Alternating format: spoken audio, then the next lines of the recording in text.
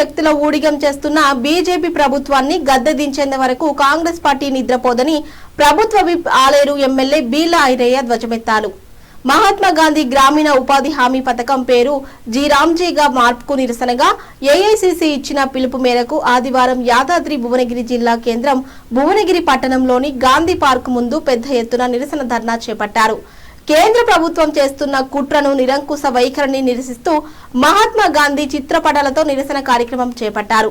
ఈ సందర్భంగా బీలా ఐలయ్య మాట్లాడుతూ పథకం పేరు మార్చినంత మాత్రాన పేదల బ్రతుకులు మారవు అన్నారు.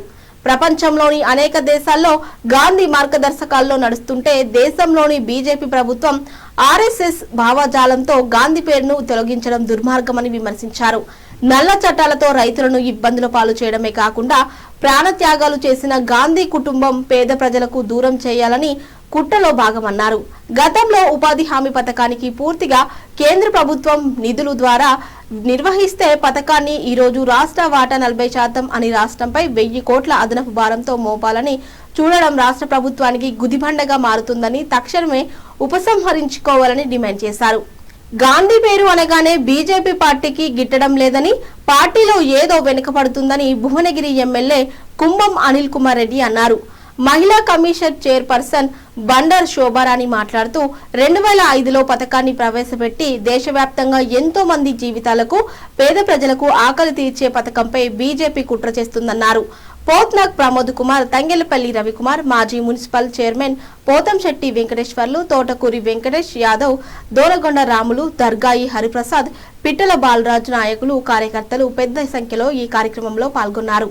అనంతరం గాంధీ పార్క్ లోని మహాత్మా గాంధీ విగ్రహానికి పూలమాలలు వేసి నివాళులు అర్పించారు. గాంధీ పేరు అనేది అంటే గాంధీ పేరు అంటేనే వాళ్ళకి వర్తలేదు. అంటే సోనియా గాంధీ, రాహుల్ గాంధీ, ప్రియాంక గాంధీ అనగానే వాళ్ళకి ఎక్కడ రీసౌండ్ అవుతుంది. ఈ గాంధీ పదము లేకుండా చేద్దాము, ఇక ఇది మహాత్మా గాంధీ పేరు ఉన్నంత వరకు ఈ గాంధీలో ఇట్లానే నడుస్తుంది. వీళ్ళది ఎప్పుడైనా రాహుల్ గాంధీ 2029లో ప్రధానమంత్రి కాబోతుండు, ఈ లోపల గాంధీ పదాన్ని తీసేస్తే కొంతమంది బలహీన పడతారనే ఆలోచన చేసిన తప్పితే ఇంకొకటి కాదు. అంటే కొంతనన్నా సహనము లేకుండా ప్రజలు బతుకు మార్చాలి, వలసలు నివారించాలి, వాళ్ళ సొంత గ్రామాల్లో వారికి పని కల్పించి ఎంజీఎన్ఆర్ఎస్ ద్వారా పేద ప్రజల బతుకులు మార్చినటువంటి యూపీఏ చైర్పర్సన్ సోనియా గాంధీ గారు, అదేవిధంగా మన్మోహన్ సింగ్ గారు చేపట్టిన పథకం ఇలా పేదోళ్లకు కడుపు నిండా భోజనం పెడుతుంటే మరి మోడీ ఆర్ఎస్ఎస్ సిద్ధాంతాలను భారతదేశ ప్రజల మీద రుద్దుకుంటూ ఒక నిరంకుశతంగా మోడీ గారు గాంధీ గారి పేరును చెడపాలని చెప్పి ఇలా బీజేపీ రామ్జీ అనే పేరు తెచ్చి మరి గాంధీ గారిని తుడపాలని చూస్తున్నాడు. భారతదేశ ప్రజల్లో గుండెల్లోనే కాదు, ప్రపంచ దేశాల్లో కూడా ప్రపంచ దేశాల్లో ఉన్నటువంటి యువకులు గాని అక్కడ ఉన్నటువంటి సామాన్య మానవుడు గాని గాంధీ గారంటే ఒక దేవుని లెక్క కొలుస్తారు. ఈ దేశానికి స్వతంత్రం ఇచ్చిన కుటుంబం, ఈ దేశం కోసం ప్రాణ త్యాగం చేసినటువంటి కుటుంబం, ఇలా ఎన్ని అవకాశాలు వచ్చినా ప్రధానమంత్రి పదవిని పక్కన పెట్టినటువంటి కుటుంబం, మరి అలాంటి త్యాగాల కుటుంబం పేరు మార్చాలని చెప్పి ఇలా పేదోళ్లకు దూరం చేయాలని చెప్పి ఏదైతే మోడీ తీసుకున్న నిర్ణయానికి వ్యతిరేకంగా ఇలా భువనగిరిలో పెద్ద ఎత్తున మా ఇక్కడ స్థానిక శాసనసభ్యులు అనిల్ కుమార్ రెడ్డి గారు, అక్కడ మా అక్క గారు, అదేవిధంగా స్థానిక నాయకులు పెద్ద ఎత్తున నిరసన కార్యక్రమం చేసి మోడీ గారి నిర్ణయాన్ని మార్చుకొని ఏదైతే బీబీజీ రామ్జీ పేరును ఎంబడే తొలగియాలి. ఇలా పేరు మారినంత మాత్రాన పేద ప్రజల బతుకులు మారవు. మార్చింది పేద ప్రజలలో బతుకులో వెలుగు నింపింది ఇలా కాంగ్రెస్ పార్టీ. ఆ రోజు తీసుకున్న నిర్ణయం ఇలా ప్రతి గ్రామంలో రైతన్నలకు గాని కూలీలకు గాని ఇలా పని దొరుకుతుందంటే కాంగ్రెస్ పార్టీ చేసింది.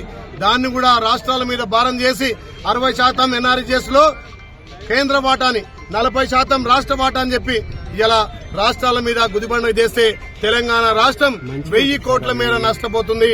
మరి కేంద్రం ఇలా రాష్ట్రాల మీద గుదిబండగా చేసిన దాన్ని ఎంబడే ఉపసంహరించుకోవాలి. గతంలో ఏ రకంగా అయితే పూర్తిగా 100% ఈ ఎన్ఆర్జీఎస్ పనులకు కేంద్రం ఇచ్చిందో ఆ రకంగా కేంద్రం ఇవ్వాలని ఇలా ధర్నా కార్యక్రమం చేసినాం.